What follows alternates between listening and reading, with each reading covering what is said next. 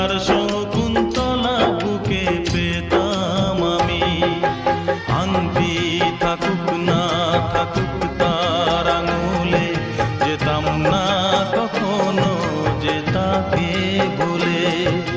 দুষ্মন্ত রাজা যদি হতাম আমি, শকুন্তলাকে চিনে নিতাম আমি। আংটি থাকুক না থাকুক তার আঙুলে, যেতাম না কখনো যে তাকে ভুলে।